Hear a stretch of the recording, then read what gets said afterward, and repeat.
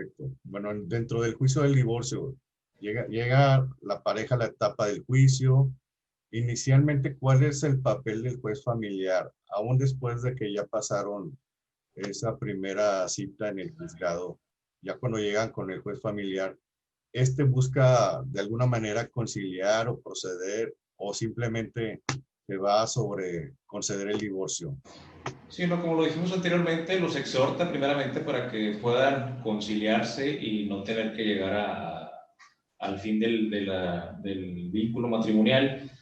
Sí les exhorta, sí les hace ese llamamiento para que desistan, ¿verdad? Ok, pero algo muy ligero, me imagino yo. Sí, por lo mismo del tiempo de las audiencias, yo creo que ya el juez no puede ponerse, ahora sí, como que dice, platicar ahí con ellos, convencerlos, no, ¿verdad? Simplemente se les exhorta, sí, puede ser que ya no hay forma de que puedan conciliar sus problemas, sí, no, entonces, ¿sabes qué? Bueno, procedemos a la siguiente etapa ya, para el dictado después de la sentencia. Ok, entonces ya no se les exige tampoco que vayan a terapia de psicológica de pareja ni nada, ya no se les exige nada de eso. No, ya no se les exige eso. Ok, ya van directo a lo que va, prácticamente. Sí, precisamente también pues por eso se disparó mucho el número de divorcios, ¿verdad? Más fácil. Más fácil, entonces la facilidad que se les otorga a las personas de poderse divorciar. Correcto. Ahorita el que está casado es porque quiere, ¿verdad? O sea, ya inclusive, oye, cualquier cosita, ¿sabes qué? Ya no quiero estar casado. Entonces, Bueno, pero bueno, no tanto así porque ahorita más adelante vamos a ver las consecuencias jurídicas de un divorcio, sí, que ya también los hace pensar un poco. Ya veremos. algunas personas sí. Bueno, dentro de las consecuencias jurídicas del divorcio, ¿qué consecuencias trae a las partes un divorcio? Hablando respecto a los bienes con que cuenta la sociedad conyugal, que así se le llama jurídicamente a lo que es el matrimonio, ¿no? Ahora vendría lo que es la disolución de esa sociedad conyugal. Así es. ¿Cuáles son Así las? es. Pues aquí cuando entramos al tema de las consecuencias jurídicas que viene del divorcio, pues estamos hablando primeramente, bueno, no hay un orden en sí, pero uno de los temas es la disolución de la sociedad conyugal, en la cual tanto los activos como los pasivos que hubo dentro del matrimonio, pues se hace la repartición de activos y pasivos, ¿verdad? O sea, los saberes que hubo en el matrimonio, casas, carros, la Royal Prestige, a veces tan carísima, ¿no? Que les llega a costar, muebles de valor, obras de arte, joyería, todas las cuestiones que De valor, fueron todo lo de valor. dentro del matrimonio, exceptuando las cosas personales, vestido, ropa de las personas, pues esas obviamente no, ¿verdad? Pero todo lo demás sí. Así también la cuestión de los créditos hipotecarios, que entra en la parte de los pasivos, las deudas contraídas con tarjetas de crédito, todas las deudas que hayan contraído para el matrimonio. Ok. Bueno, entonces tienen que llegar a un acuerdo. Pero ¿qué pasa si las partes no llegan a un acuerdo? El juez determina quién se queda con los bienes o qué es lo que sucede cuando no se ponen de acuerdo en decir esto es para ti, esto es para mí. Okay. Se hace un procedimiento por la vía incidental para efecto de hacer esta disolución. Y obviamente, pues aquí el promovente tiene que acreditar tanto los activos como los pasivos que hubo y se le da vista a la contraria para que manifieste lo que a derecho le corresponda, ¿verdad? Aquí ya viene un tema muy importante que es la evaluación del tema de los inmuebles, de los bienes, los muebles inclusive, en el cual pues ellos van a presentar cuál es el valor real, ¿verdad? Tanto del inmueble o de todos los bienes que hayan hecho juntos, y se le da vista la contraria, ¿verdad? Para que él también proponga a un perito, en este caso, pues la evaluación tiene que ser por un perito oficial del tribunal, para efectos de que la contraria también presente. Lo presente, es la palabra, lo presente, para efectos de que ya el juez determine cuál es el valor real, ¿verdad?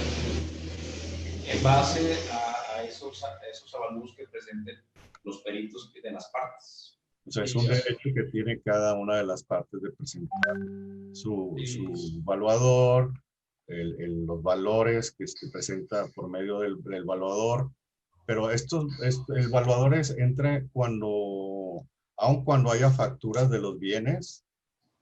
Así es, porque hay una depreciación, ¿verdad? Hay una depreciación, por ejemplo, en los bienes muebles, y en el caso de los inmuebles, pues obviamente hay un aumento del valor, ¿no? Por la plusvalía actual del inmueble, el valor catastral, y pues todos los factores, modificaciones y todo lo que haya de mejoras en el inmueble. Esto es con el fin de que sea equitativo la distribución de los bienes, o hay veces que hay malos arreglos, como dicen. Bueno, aquí, o sea, esto es para darle un valor concreto al mueble, ¿verdad? O sea, oye, esto es lo que vale el mueble y aquí hay que repartirse, ¿verdad? Entonces, el tema de la evaluación es eso fundamentalmente, ¿sí? Darle un valor real a ese mueble que se va a repartir entre las partes. Sí, el perito evaluador juega un papel importante aquí en la liquidación de la sociedad conyugal cuando los cónyuges no logran ponerse de acuerdo en cómo se van a repartir los bienes.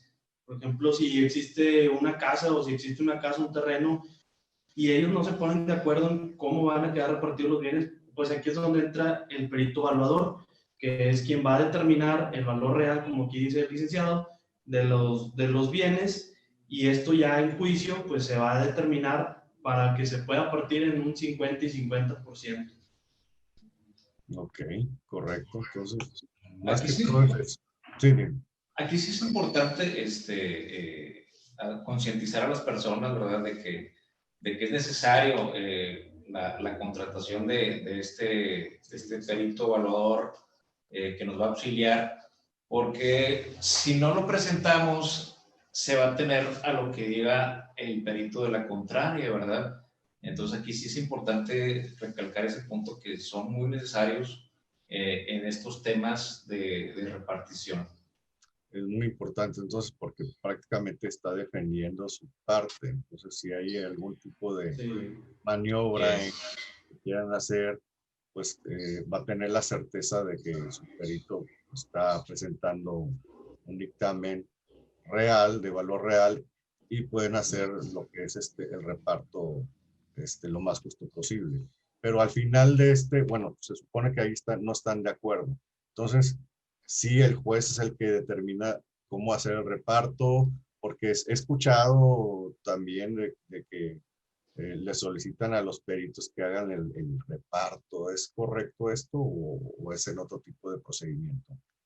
No, el que hace el reparto al final del día es el juez, ¿verdad? Es el que determina cómo va a ser cuál va a ser el valor, ¿verdad? Y posteriormente la repartición de sus bienes. Ok, entonces ya es directamente el juez quien Así señala es. qué parte se va a quedar Así es. con qué bienes. Correcto.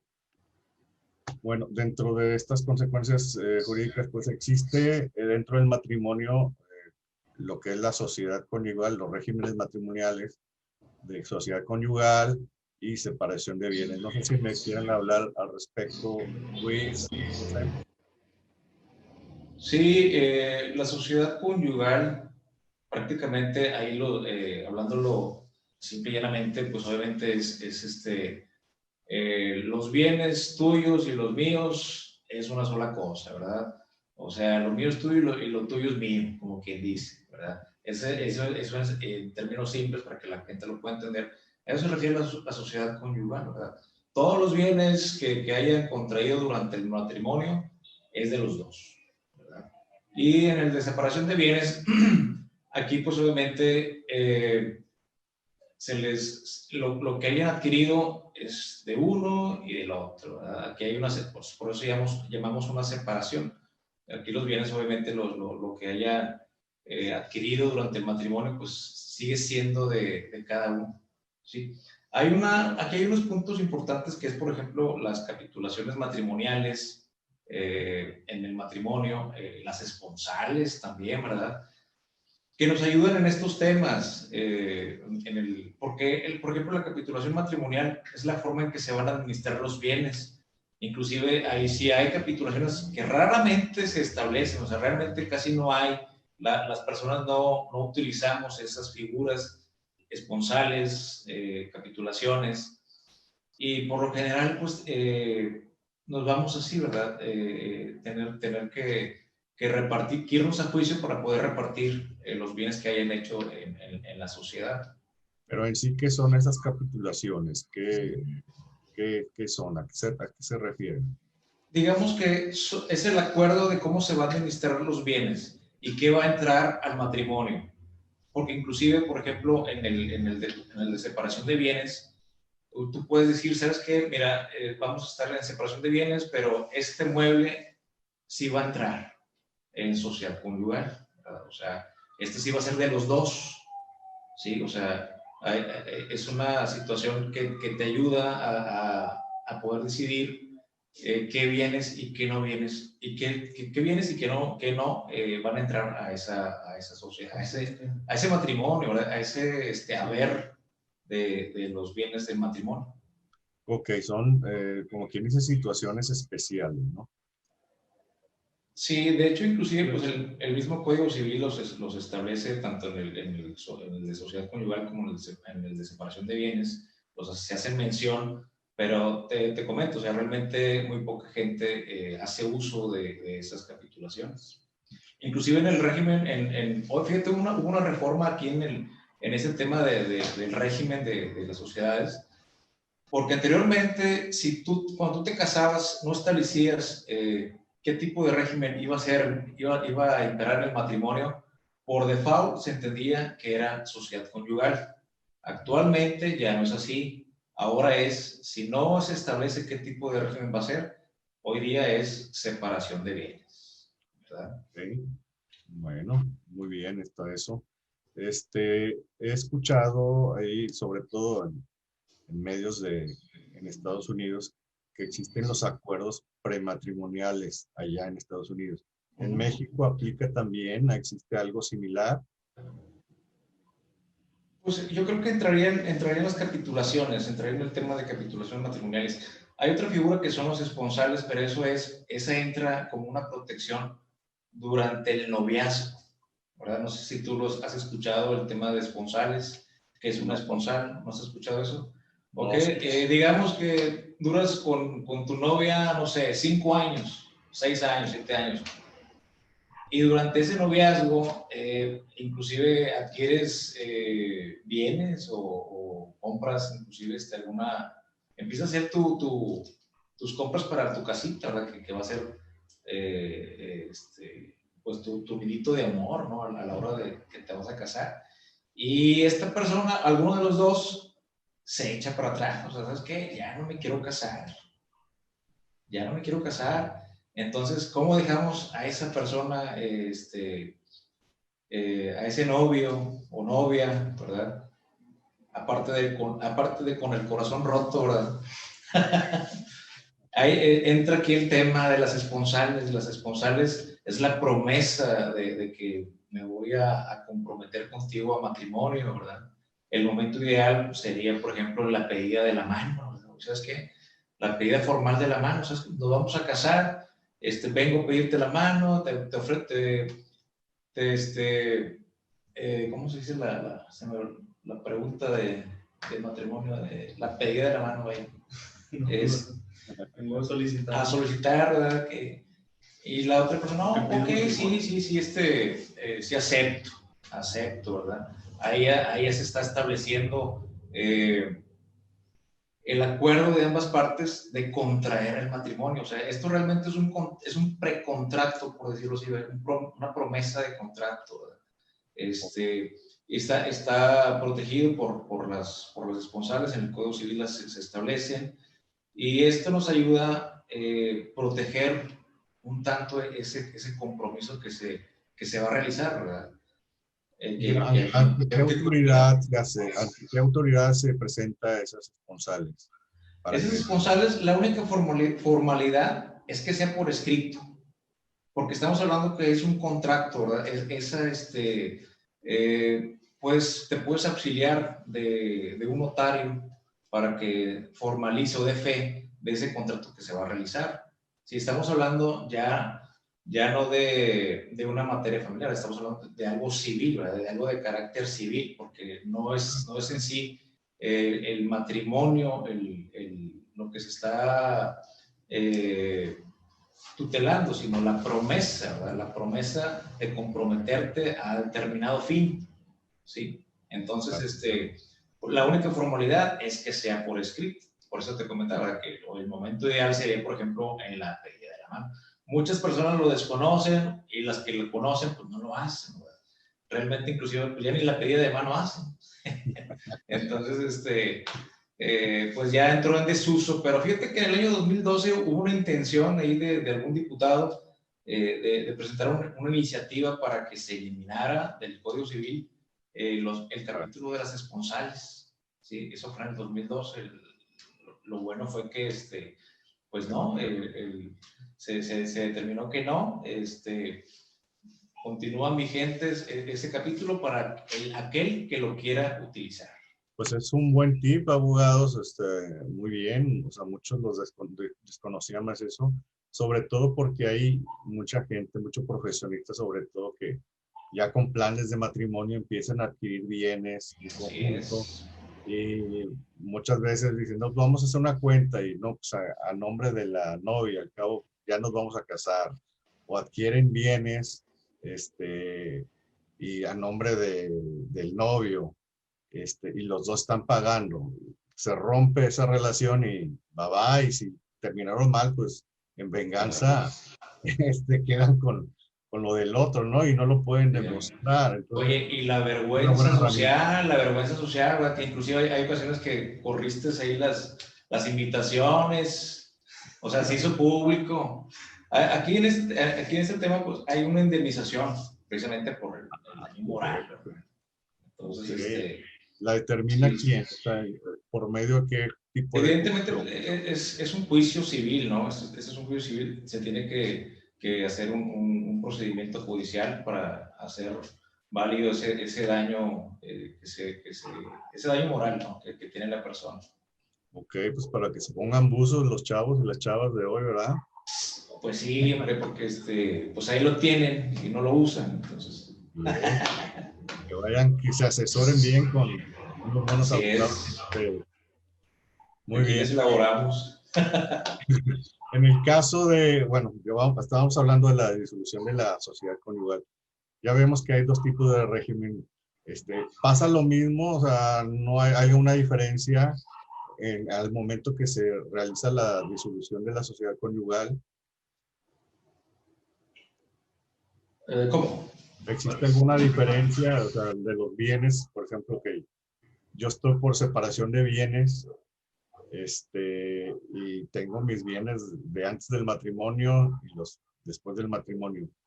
Ok, bueno, aquí como te comentaba, por ejemplo, digo, si no hubo capitulaciones matrimoniales, si se hacen separación de bienes, no van a entrar, ¿sí? Pero, por ejemplo, si hubo capitulaciones matrimoniales y aún inclusive cuando habiendo separación de bienes, si tú decides que algunos sí van a entrar, entran, ¿verdad? Entran esos bienes.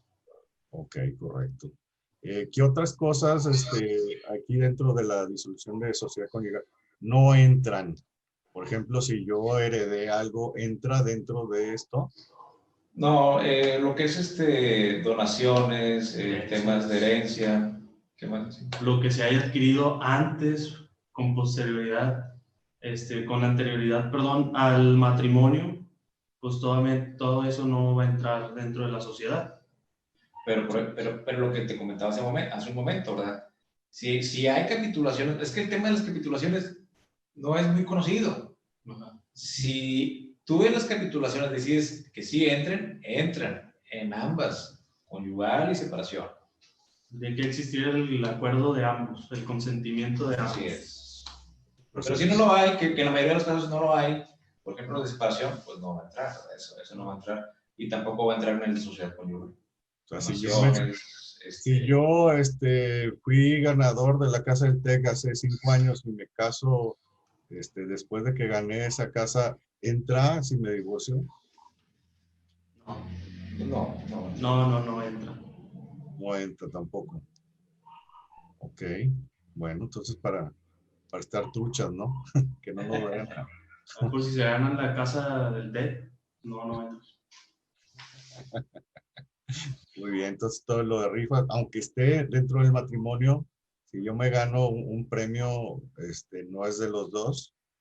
Bueno, Si y estoy en separación de bienes. En la separación de bienes, no. La separación de bienes. Ok, muy bien.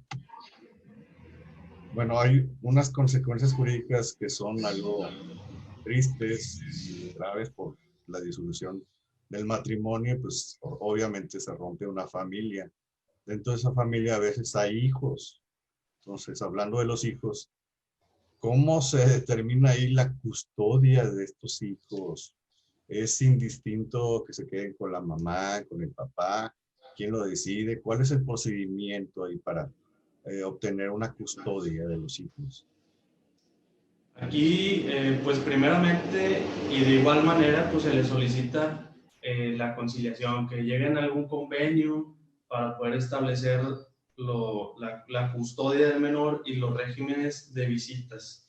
En caso de no existir algún convenio, pues obviamente ya se tendría que ver en juicio, se tendría que ventilar en juicio, y el menor queda al cuidado de la persona que esté pues mejor capacitada o que tenga el menor el mayor desenvolvimiento, el mayor desarrollo, ya sea el papá o ya sea la mamá. Anteriormente se manejaba que forzosamente o por default iba a ser la mamá, pero pues ya también todo esto viene a raíz de la reforma en materia de derechos humanos, que ya no es necesariamente la mamá, porque a veces la mamá no es la mejor opción con la que, o la mejor persona con la que puede quedar el menor.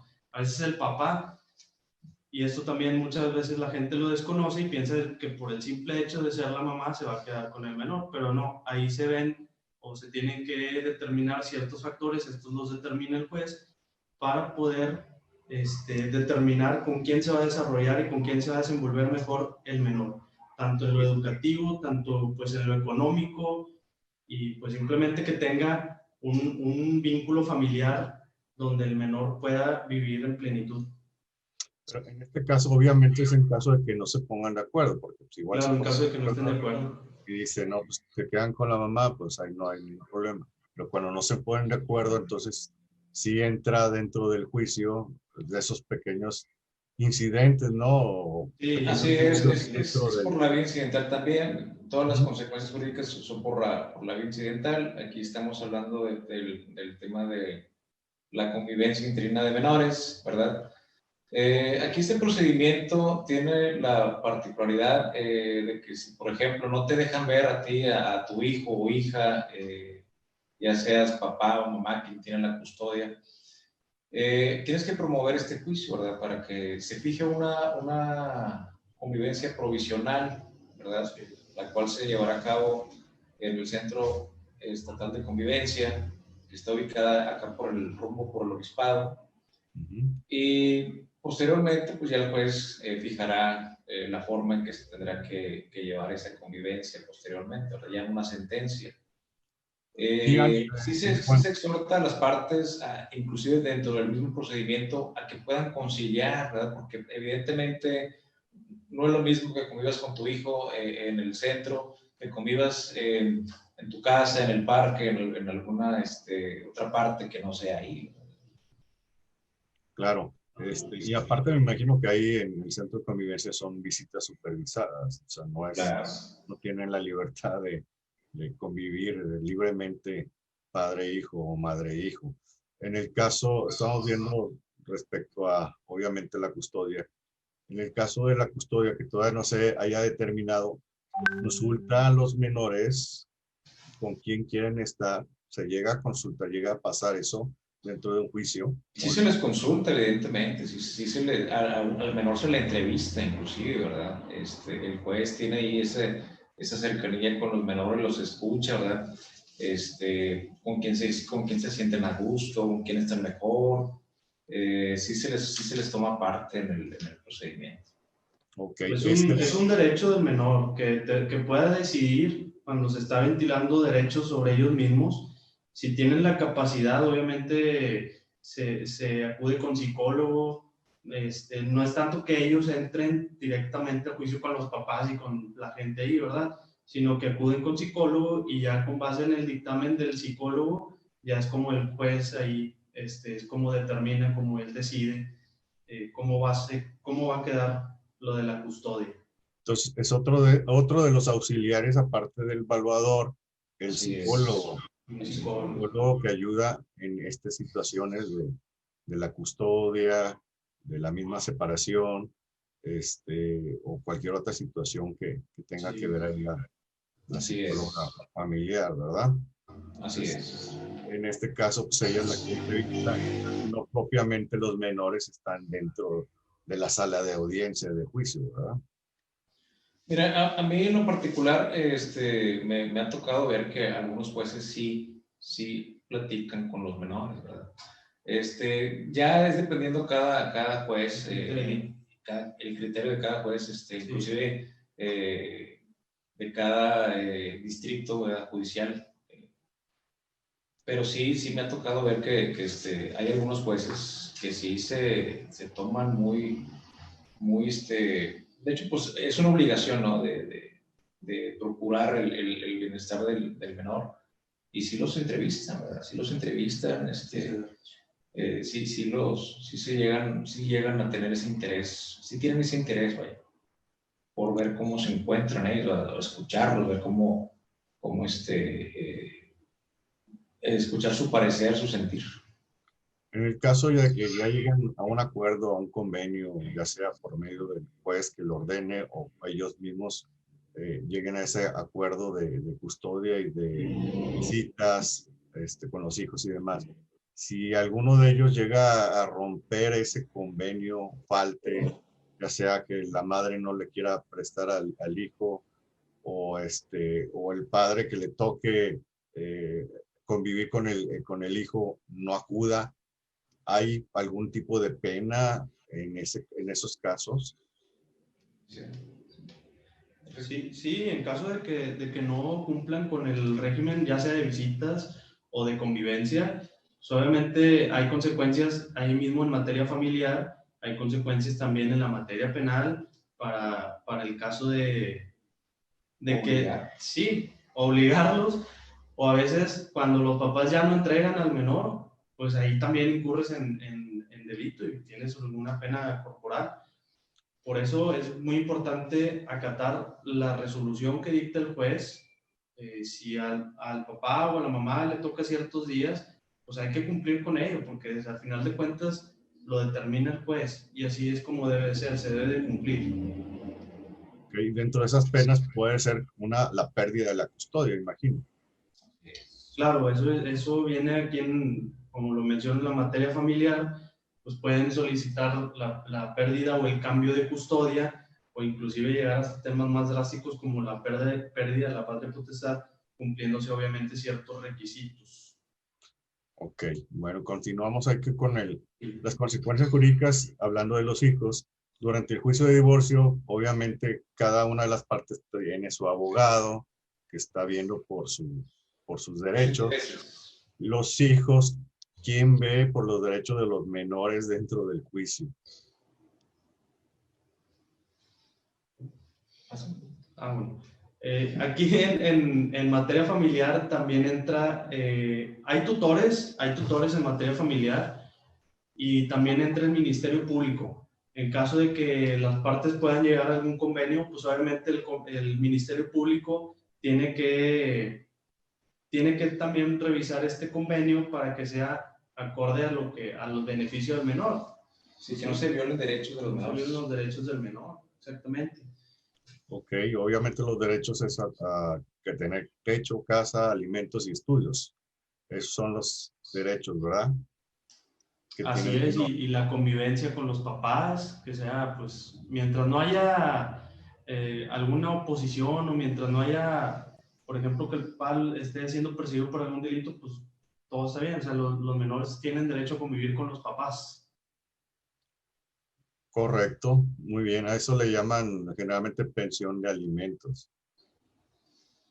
Sí, bueno, el otro tema de la consecuencias jurídicas del divorcio, pues es el tema de los alimentos, ¿verdad? Que se suministre alimentos a los menores, inclusive si el cónyuge no trabaja, pues una pensión también para el cónyuge, ¿verdad?